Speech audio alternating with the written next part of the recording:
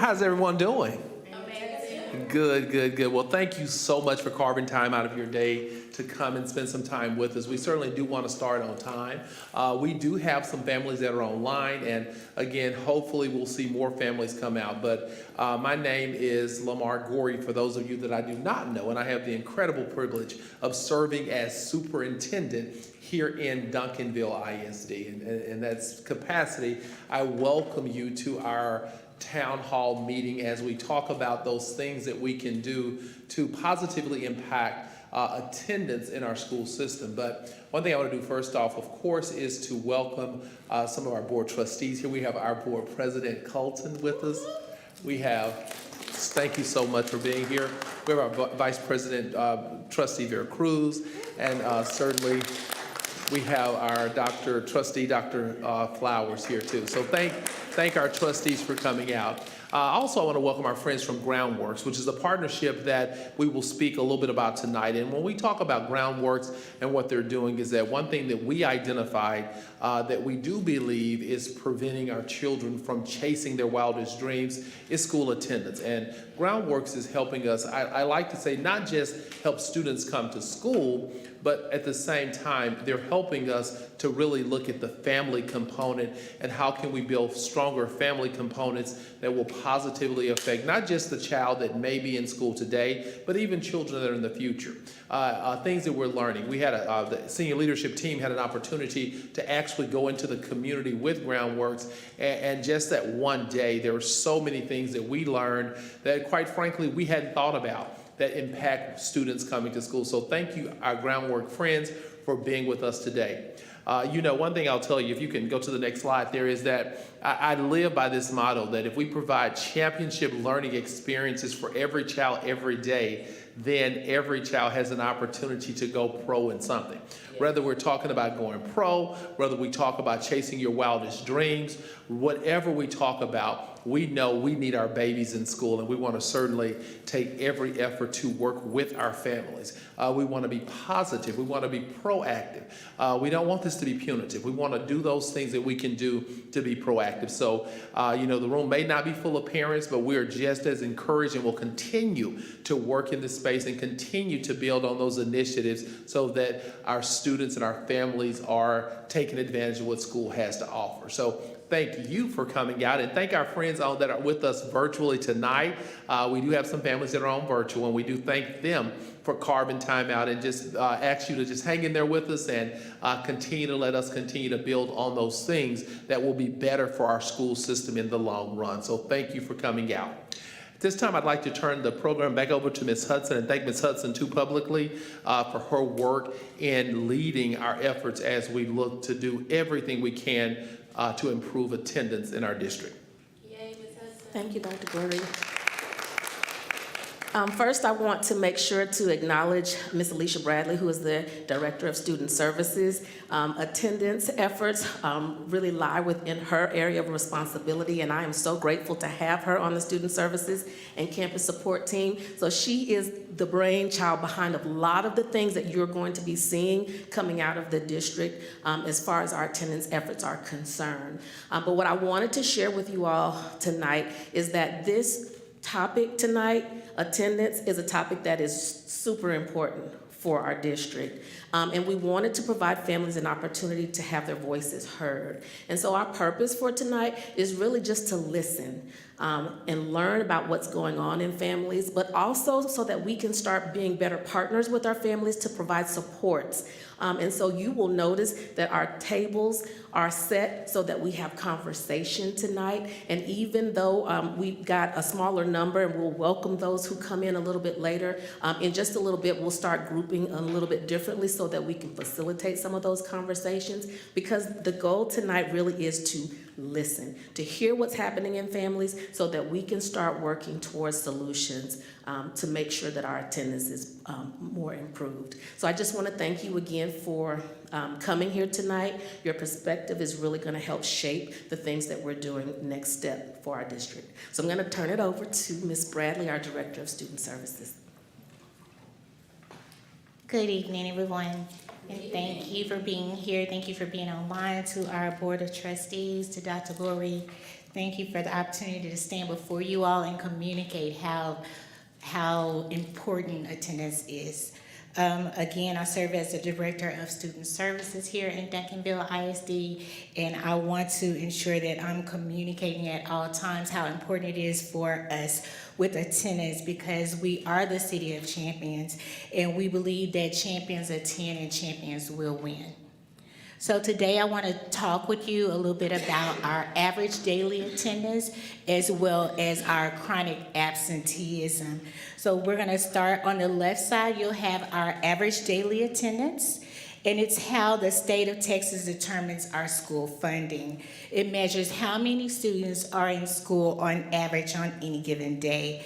The higher our ADA, the more funding we receive from the state. And so when we're looking at more funding is not just about the money, but it's about the resources that our students will receive in order to support us with our academic efforts, as well as our classroom instruction, more support staff, so that we can ensure our students are successful. And then on the right side, you'll have our chronic absenteeism. And so let's look at our chronic absenteeism. This means that if a student misses 10% of the school year, which is about 2 days on average each month, that means they're considered chronic absenteeism. And this can affect our academic progress for our students. So we want to make sure that we are doing what we need to do to ensure our students stay on track to be with their peers and stay on track with growing in their learning. Every day is an opportunity for our students to grow, but they can only grow if they're here at our schools. So why are we here? We want to make sure that we look at the data. And so as you look at this data from our best Southwest schools, Duncanville, DeSoto, Cedar Hill, and Lancaster, you will see that compared to the other schools in our district, we have the lowest average daily attendance. We're the city of champions. We're known for winning in athletics, academics, and leadership. But to truly win, we have to show up. So right now, our ADA is below where it needs to be, and we want to ensure that we're not just competing on the field, but that we're striving to be the top district in attendance as well. So every student counts, so we want every student to attend. On this next slide, you'll see our chronic absenteeism report compared to the other school districts in the best Southwest. We are at the highest rate of chronic absenteeism, and these are percentages for each school district. This is not just a statistic. It means that too many of our students are missing critical instruction in school on a daily basis. The good news is that we're here to turn that around. And so together, our goal is to partner with our community, with our parents, with our staff members to ensure that we have less students who are chronically absent and that we raise our ADA. Our goal for average daily attendance is 93%, and we want to make sure that we're reaching that goal. So at this time, I'm going to bring back up to Juana Hudson. So we wanted to give you some background information as the reason why we're in the room today, so that we can start the conversation in the room. As you heard from Dr. Goree a little earlier and from myself, we do have a community of audience members that are watching this live on YouTube, and they also have opportunities to chime in on the discussion that we'll be having in the room today. But before we get started on that collaboration and discussion piece, I did want to just set forth some ground rules for everyone in the room. What we want to focus on tonight is really systems and the barriers that families face, and not necessarily campuses or individuals. Also, we want to make sure that we're speaking from our own experiences. So some of the people in the room are parents, some of them are staff members, but we want you to come from your own experience as you're having these discussions at the tables. The other thing we want to do is we want to make sure that we are focusing on solutions and how the district can support families. So just want to make sure that we ground ourselves in those rules before we start this discussion. And so notice that the table is set up in groups of 4. What I'm going to do in just a moment is we're going to kind of shift the room around a little bit so that we can have some more collaborative groups. We may do groups of 3 just so that we have some different voices. And so in a minute I'll be doing that. But I also want you to know that when we start working through these conversations, that you're going to be able to select someone who is a spokesperson for your group. And you're also going to select someone who is the scribe, or who's going to kind of jot down notes as you all are having this discussion. And I'll be walking around the room because you'll notice there are microphones. Because we are projecting this for our YouTube audience, when the spokesperson speaks, we'll need to make sure that they're able to be heard. And so I'll walk around to the table so that you know how to work the microphone for whoever the spokesperson will be for your tables. And I don't want that to intimidate anyone. We're really just going to be sharing out a summation of what we've discussed at our tables. Does anyone have any questions about what we're about to embark upon in just a moment? Wonderful. And as I stated before, as we go through these conversations, the people who are watching on YouTube have a Google form that they will be filling out in conjunction with the questions that we'll be answering in the room, so that we'll be getting that real-time information from them as well. So what I'd like to do now is kind of shift the room around. If I could have these 2 young ladies, one come to this table and one come to this one. If I could have these 2 young ladies, one come to this table and one come to this one, then we should be able to have at least 3 groups of 3.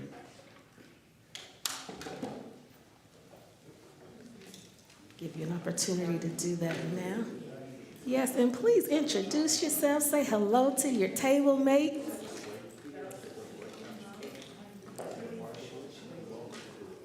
All right. Thank you so much. So it looks like we've got everyone in groups.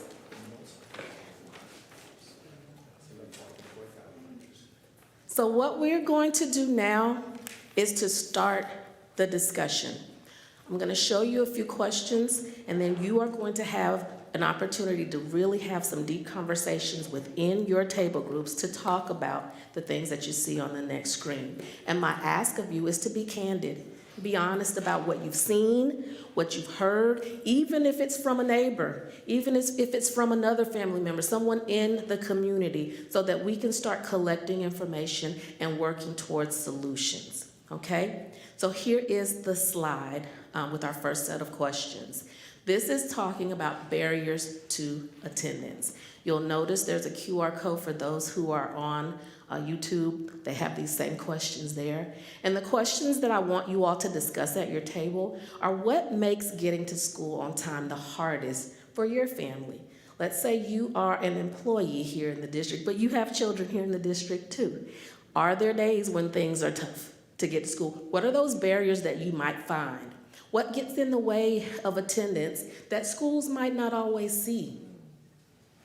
And then lastly, what support would make the biggest difference to your families? So I'm gonna give you all about 10 minutes to talk at your table about these questions. And again, you are going to have an opportunity to have someone jot down the notes that you write as you're having that discussion.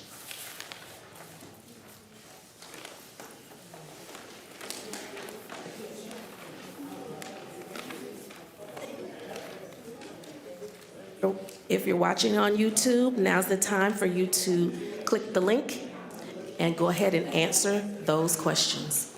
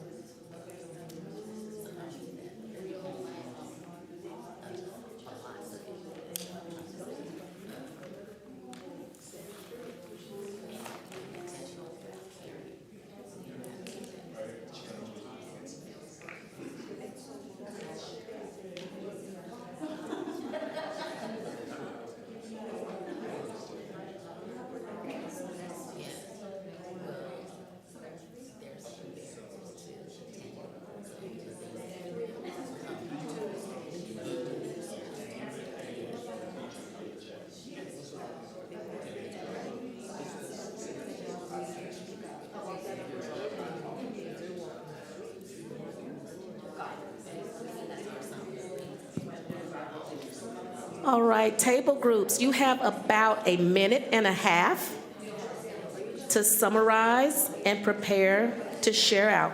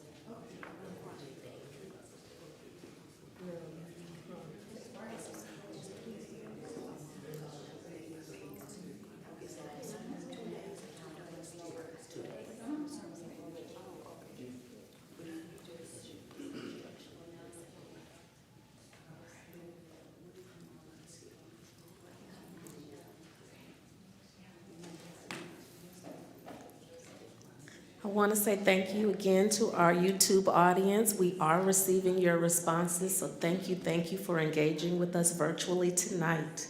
I appreciate that. All right, our time is up. I hope you had enough time to start the conversation about barriers that you may be experiencing with attendance. What we're going to do right now is go around the room so that each group can share out a summary of what they've discussed at their tables. We'll start here to the right of the room, and then we'll kind of work our way around. And so I will give this group, I'll call you group 1, the opportunity to share out. Just share a summary of what you all discussed. Our summary would be children of different ages and younger children who prefer not to attend school may impact. High school and middle students, since they do differ from grade levels, it's harder for all of them to get situated, or the youngest may impact the way the others want to get on time. That was my example. Can I get my 8-year-old out of bed? He's my hardest, and so I'm struggling with him. And now the other 2 are impatient because we can't get out of the apartment on time. And then different campuses start at different times. My high school goes in at 7:28. My middle school goes in at 9, and my elementary goes in at 7:45 or 8:15, and I have to be at work at 7:45.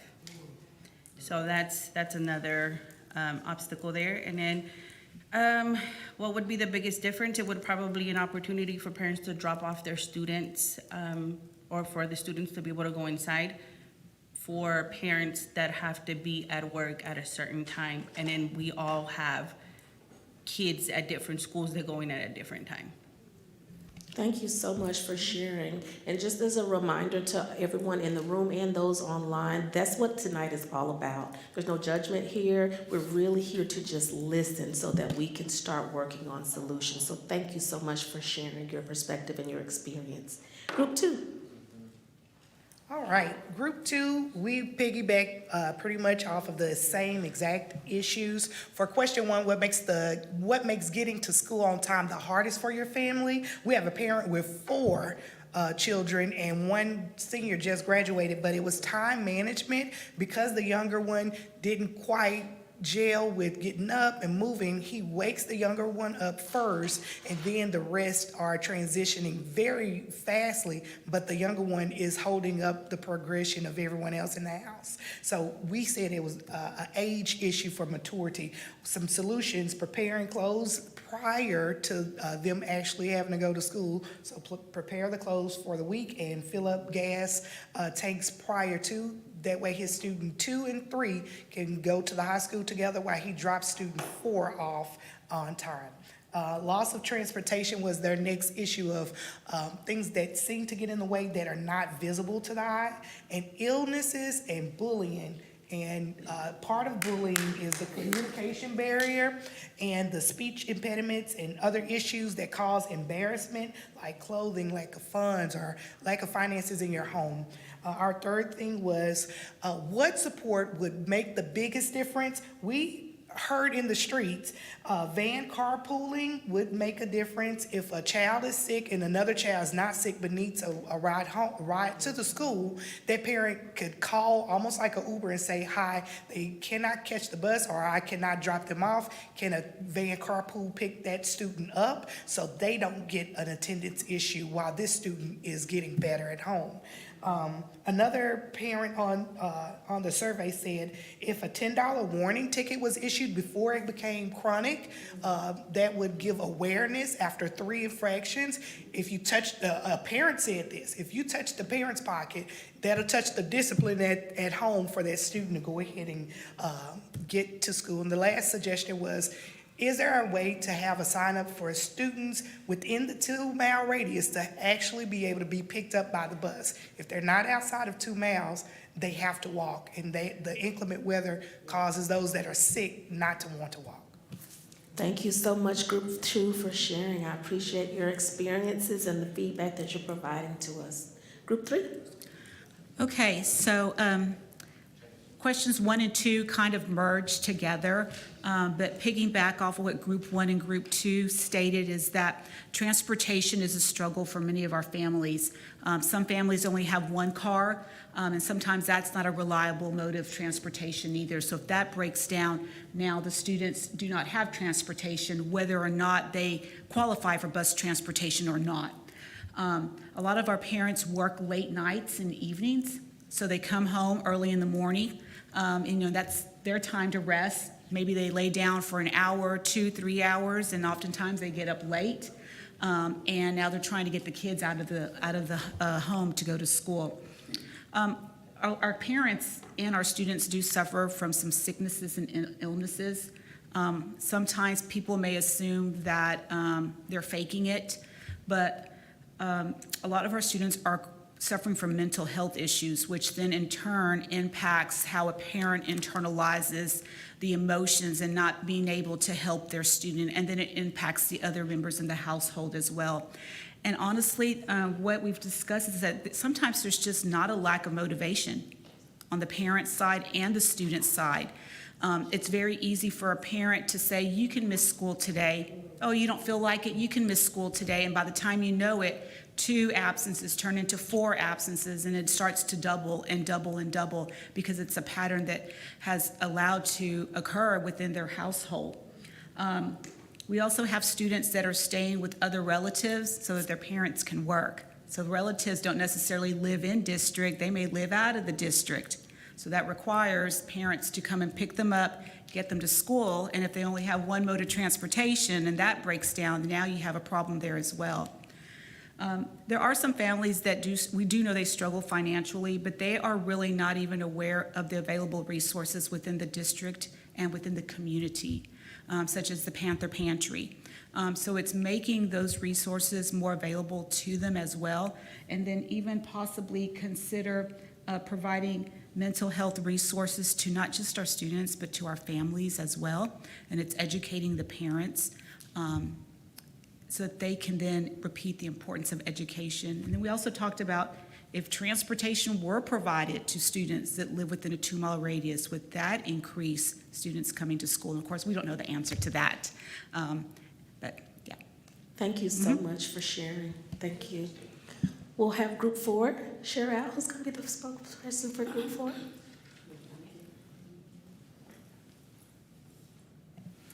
For Group 4, we pretty much have my back turned to everybody. We pretty much said everything that some of the other groups mentioned. The only thing we talked about is high schoolers. Our high school starts early, and some of those students are responsible for taking their younger siblings to school. When I worked at the high school, we had students that missed first period every day because either they had to drive or walk their students, their younger siblings, and so it's it seemed odd that we would start first and the younger ones later. But I know athletics, band, and all those other things contribute to starting before, but that was a hardship. And job times and school start times and school finishing times. High schoolers late because they have to drop, I mentioned that already. Illnesses, family trauma, the mental illness, just all of the things that come into those invisible wounds that our kids walk around with. And then one of the things that would make the biggest impact will be for schools to be intentional about caring and creating cultures of belonging on all of our schools, almost like that homeschool philosophy, that homeroom philosophy. I'm dating myself, but remember we had homerooms and that was the teacher that pretty much knew everything that was going on with you. Well, the larger we grow, communities, schools, churches, it happens, we lose touch. And so if we could implement that homeroom philosophy, if it's your third period, if it's your fourth period, you don't have to have a scheduled homeroom, but we're all responsible for this group of kids to stay connected to them and kind of know what's going on and build communities or have events on school campuses where parents can get to know each other and figure out who lives in this area, who lives in this area, so that you could create those kind of carpooling things, but create opportunities on the school campuses so we can know who our neighbors are. Thank you so much for sharing, Group 4. We also have some comments from our virtual audience, so we're going to have Ms. Avila share those. Thank you so much. So a lot of what you all had said, a lot of our audience online, they're saying the exact same things as well. For example, for that first question, one of our audience members mentions, it's just hard to wake up those younger children, right? Which all of y'all expressed. And then also one parent specifically said, we don't have the trouble of waking up on time and getting to school on time, but some of the issues that they're experiencing is the excessive speeding that almost causes wrecks and potential injuries. So that could be, causing a little bit of a delay, which is why they might be arriving late to school. Of course, transportation or work schedules, like we already mentioned, that's one of the reasons, that they might not get to school that day. And then, of course, unforeseen illnesses and home issues that are, that aren't being addressed. It's all at home, and they don't want to bring that to school. And then last question up there from our audience, so what support would make the biggest difference? So parenting classes and or safe drop-off for early work schedules. I know you guys mentioned that. And then the other one, we need just more parent engagement overall. So that's what we got online. Thank you so much to our YouTube audience for sharing your comments as well. The next piece of this is going to go a little bit more quickly. What I'd like for you all to do now at your tables, and those who are online, you have an opportunity to do some grouping as well. Take a look at what you listed as your barriers and see if there are some themes that emerge. I've heard some themes already, just based on what you all have shared with us in the room. And what I would like for you to do is take a marker or a pen of a different color than what you've put on your chart paper, and you see the letters for each one of those themes, and place a letter beside each item on your list based on the theme that you would put it under. We're going to collect these chart papers so that we can analyze this data and start working on solutions. So I'm going to give you just a few minutes to do that. So if you talked about transportation in yours, then you're going to put a T next to that one. If you talked about health, you're going to put an H next to that one. So I'll give you an opportunity to take a look at your list of barriers, and we're just going to align those barriers with a theme.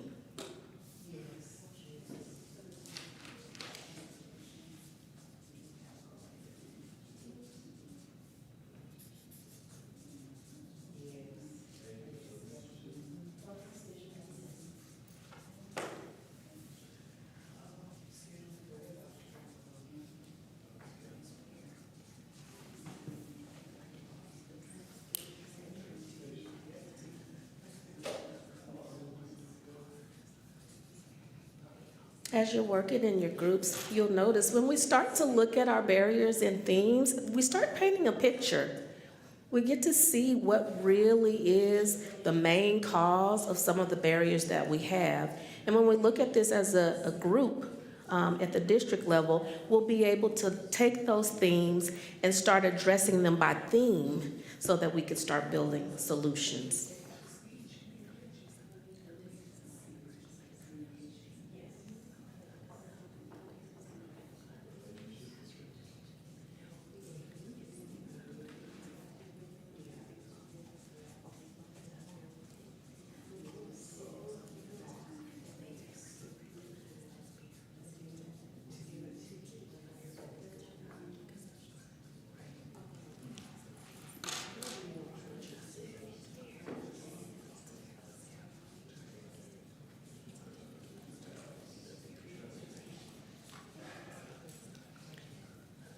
All right.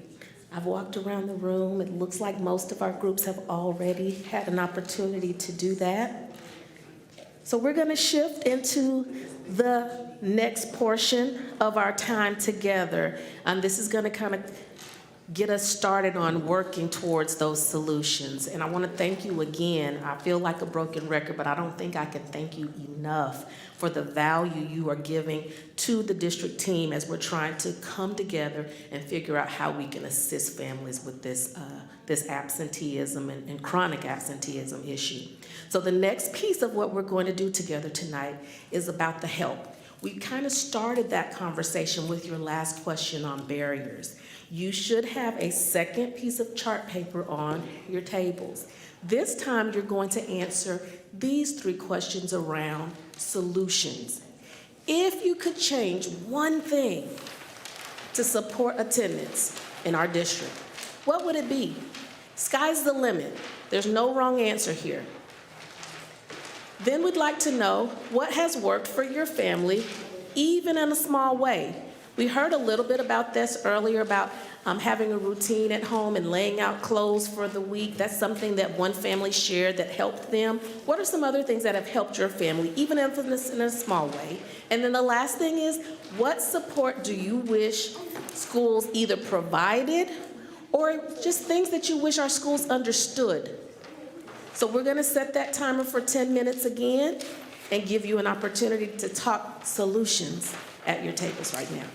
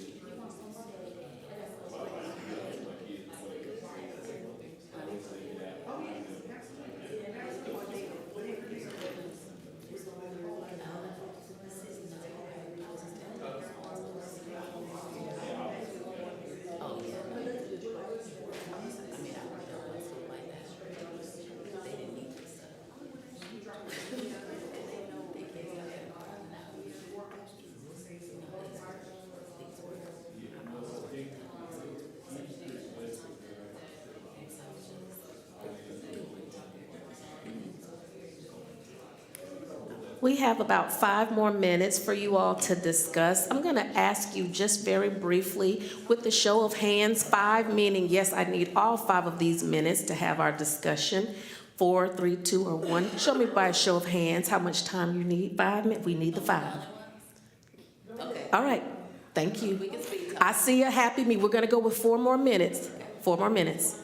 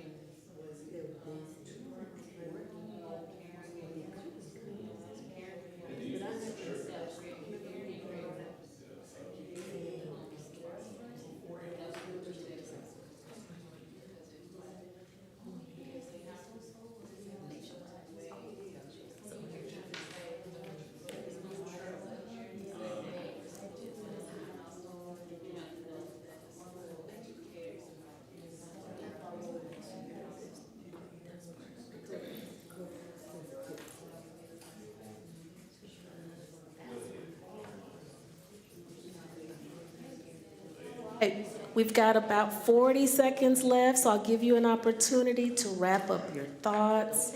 And if you have the same spokesperson, or if you want a different spokesperson, I'll give you an opportunity to choose that.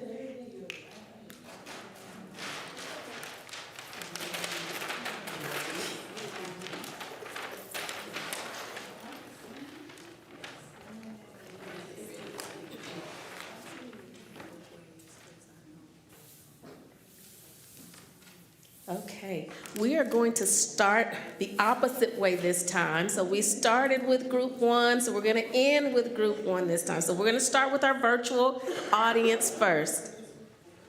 Thank you so much. So for that first question, if you could change one thing to support attendance, what would it be? So just kind of hearing everybody talking and mingling, improve communication. That is one of the things that our parents said online. And then another parent said they actually wanted to give a shout out to Hastings, that they've done a great job having student incentives. So the importance of student incentives, yes. It helps strive for perfect attendance. However, more parent involvement would definitely change this issue. So a lot of, similarities that we've been discussing tonight. For that second question, what has worked for your family, even in the smallest of ways? Talking with each other. So just kind of being, communicating with your child and reminding them that it is important that we make sure we go on time. It's a life skill, being on time. So just that reminder, talking with each other, with the parents, the students, the teachers, and staff. And then another one, being present and making sure that our child's needs are met and set as a priority. So that's kind of a little reminder to our parents. And then last question, so what support do you wish schools could provide or understood better? Parent-student schedules, and children need movement throughout the school day. That was one. And then lastly, we understand that we are a diverse community, but all ethnicities should be provided equal assistance and support. So those were our virtual questions. Thank you so much to our YouTube audience. All right, group 4.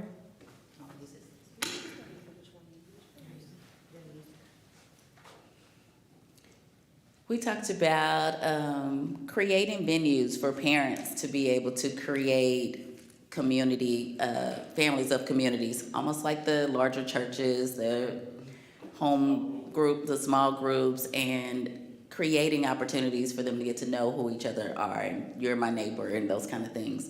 And also, if you could change one thing to support attendance, what would it be? Also, to make sure that we're not shaming children when they're late. Sometimes we say inappropriate things to children when they're late. You've missed this many days, or you should be doing this. Most of them do not drive. And so those conversations and those comments are inappropriate and shameful. So we would like for educators to remember that. What has worked for your family, planning to be on time, and community support, having other people that can take your children or pick your children up without feeling guilty. And then the last thing, what support do you wish schools provided or understood better? We wish that schools understood better that just because parents are absent doesn't mean that they don't care, and that cultural proficiency piece as well.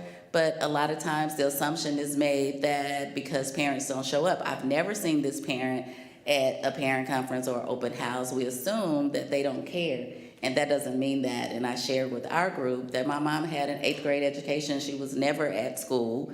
She was never at a parent conference or any other program that I had. But that's because she didn't have sick days, vacation days, PTO, any of those things. So if she didn't go to work, she didn't get paid. So it would be helpful that schools remember that a parent's absence doesn't necessarily and automatically mean that they don't care. Thank you so much, group 4. Group 3. For question 1, some of the things that we talked about was the campus being able to provide positive reinforcement.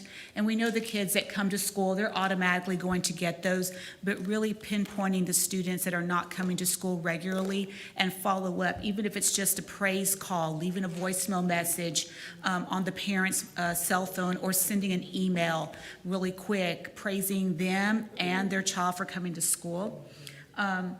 Also creating opportunities for clubs within a campus so that there's a sense of belonging for the student and wanting to come and look forward to that club atmosphere. Some things that have worked for some of our families in the district are attendance workshops that are typically held by our family liaisons, and really informing the parents of the impact of when a student misses school and the importance of coming to school. And it's just being very consistent with the communicating with our parents on the importance of schools. Some things that we wish that our schools could do a little better is, and I know we all have counselors at our school, but really wishing that the counselors could spend more time, one-on-one time with those students that are really having struggles with anxiety, depression, or feel like they're being bullied, just to help overcome those traumatic feelings that they have that are associated with coming to school as well. And then even just providing incentive to parents thinking outside the box when their child does come to school regularly. Thank you so much, Group 3. Group 2, what do you have to share? All right. For question 1, if you could change one thing to support attendance, what would it be? One suggestion was home ed. If you remember, we would have reinforced learning of the things that parents were teaching. If some of those home ed courses were held, that would help the engagement and positive reinforcement. School version of the Nextdoor app, similar to what you all were saying, create a village where a parent is saying, if he couldn't make it to school to drop his children off, someone in that Nextdoor app could say, oh, I'm going to drop Tommy off. Tim can ride with us. So that would be a great suggestion. What has worked for your family, even in a small way? Communication. We have a parent who has had a senior graduate and still has 3 children, but Skyward and Talking Points, the text app, that was a very positive thing. And before and after school tutoring helps because the other children can be dropped off earlier and he still could work. The not having to wear uniforms so the child could express their own characteristics.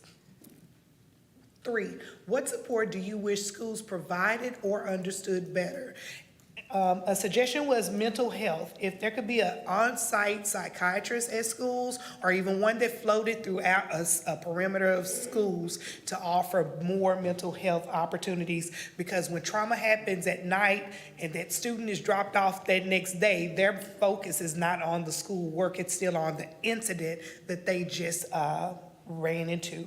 And then if there could be a one-stop drop-off, similar to daycares, having parents available to, having the ability for parents to drop children off, and then the daycare takes them to the various schools. And that way their parent still gets to work on time, but they can have a child that goes to, or children that go to multiple schools. Thank you so much, Group 2, for sharing. And some of what you shared speaks to us communicating, because we do have some partnerships where we can give some of that mental health support to families. So that helps us to know that we need to do a better job communicating that being available.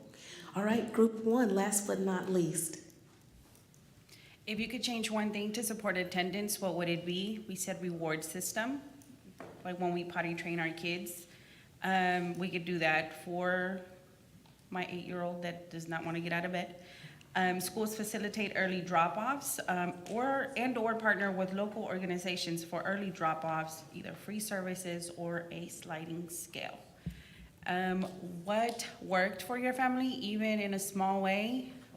Circling back to the different times that our students go into school, what really helped me out was and is band hall.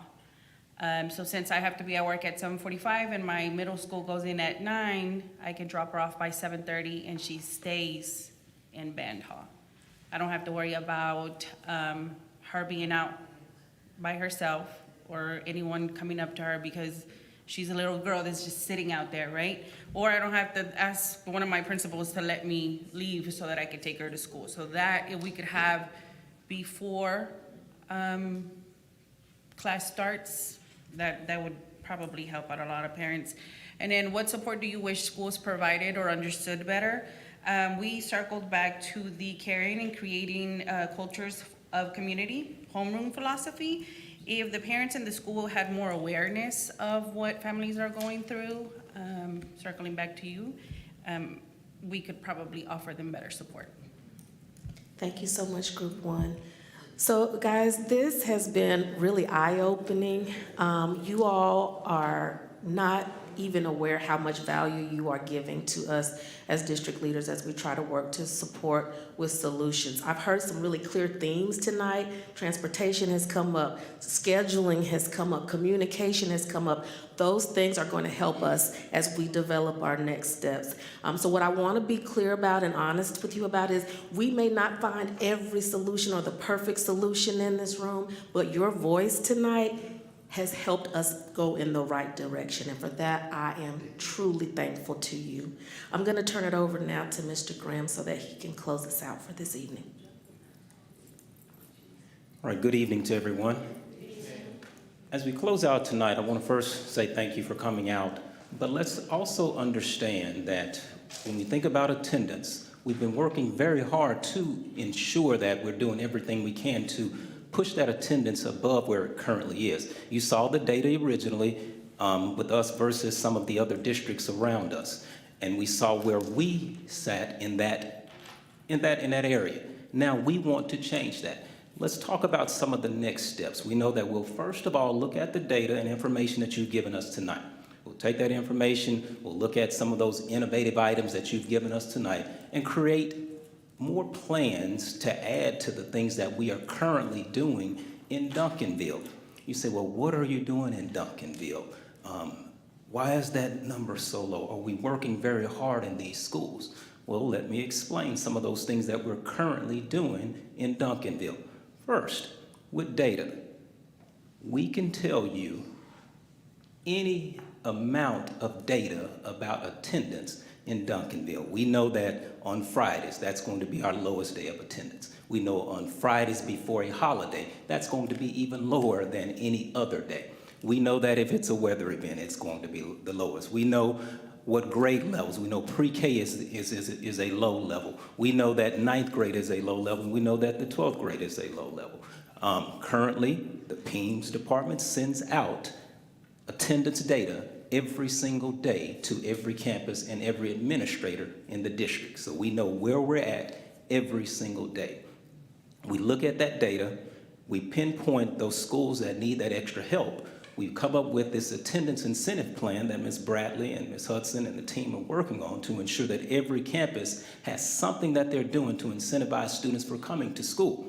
Now, of course, you have the incentivizing those students for doing the positive things, but what do you do for those students that are not doing what they're supposed to do?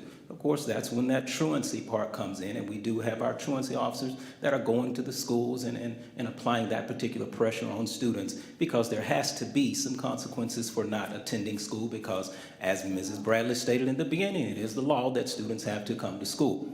A few weeks ago, we partnered with Groundworks. Now you think about how did that happen?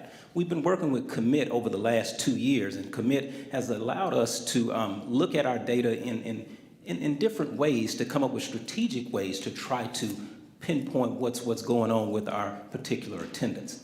And in working with Commit last year, I sat down with them and I said, although we're looking at this data, we don't see anything moving. How can we get out and how can you provide us with some more help so we can get out in the streets to help with some of the limited people that we have actually with boots on the ground?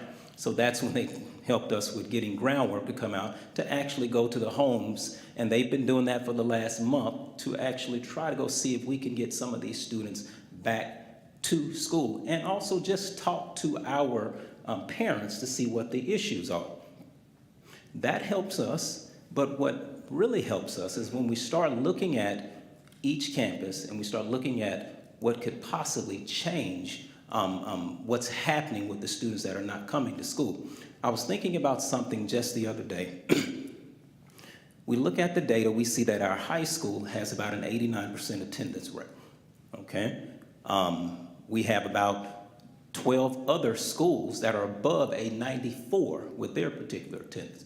So we know that right now, if the high school is not above 90, we can't get above a 92 overall for the district. So that's why we focus more on the high school than any other place in the district. We know that when you look at elementary, that's not a student problem if students are not coming to school. That's an adult problem. As we get to high school, we know that students now have a little bit more liberty not to come to school based on some parents maybe not being involved in what they do every day. So sometimes now you can focus more on those students to try to get them to school. Well, you say, well, what else can we do? And I love that I heard this several times today, because this is a major focus for me and the group, and that's try to get kids involved in something. As we can try to discipline students to try to get them to come to school, we see that that doesn't work, okay? What gets kids to come to school is if they are connected to something. Dr. Flower stated it, and several of you stated it as well.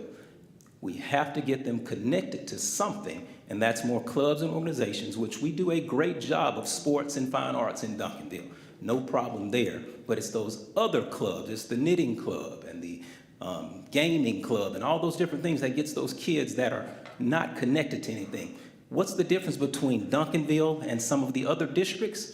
Duncanville's high school is 2 times bigger than any other district in this area, and that's a big problem when it comes to attendance because kids can get lost in that big school, and now they're not connected to anything. So something that we talk to the high school about all the time is, can we push more clubs and organizations to get kids involved where they want to come to school? And that's how you will change some of the things that are happening in Duncanville ISD. So as we look at some of the great innovative ideas that you have presented today, we're going to take that information and continue to add to the plan, because we're not going to stop until this gets up. Because when you think about the ABCs of education, most people think it's just academics, behavior, and culture, but it's attendance, academics, behavior, and culture. And we're going to continue to work on that. So today, we appreciate you for coming out. And I think that we're going to take this information, and of course, we're going to make some changes in Duncanville. So we appreciate this, and I'll turn this back over to Ms. Hudson. Thank you all again. The last thing I have is just a big thank you. For those of you who are in the room, there is a QR code here on the screen. Because this was a collaborative conversation, we also wanted to have an opportunity for you to give us any questions that you may have that may not have been addressed as we were in the room today. So if you have questions, please, please, please scan the QR code. This is also a way that we can document that you are here, because we want to follow up with you. We want to let you know that we're still working on this and that your voice really did matter, and we want you to know what we're doing about it. So thank you all again, and I believe I kept you, 6 minutes over the time, but I appreciate you for bearing with me, and I hope you all get home safely tonight.